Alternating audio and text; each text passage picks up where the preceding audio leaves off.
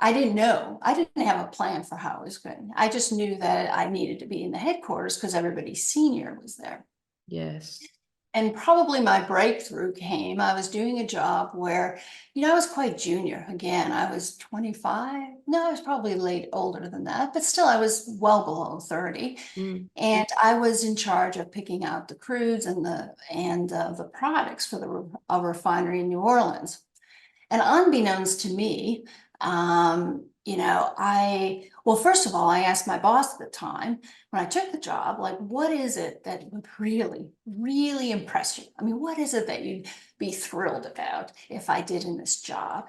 Mm. And, he thought for a while and he came back and he said, that refinery in New Orleans always runs the same crude slate every day, every month.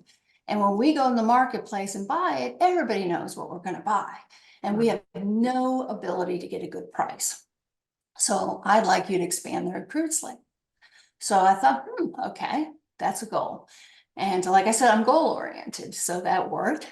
And I started contacting specialists in the technical department because I had some technical expertise in some units, but these were units I didn't know anything about.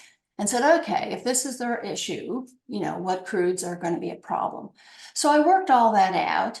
And then I went down to the refinery to, I worked with the refinery about their limits, bought new crude for them, went down to this meeting.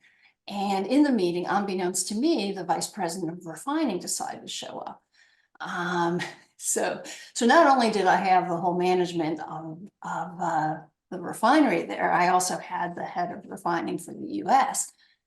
And so I introduced the new crude and the manager, ops manager, who was probably, he seemed very old to me at the time, but probably was late 40s, Yeah. maybe early 50s, but he seemed old at the time.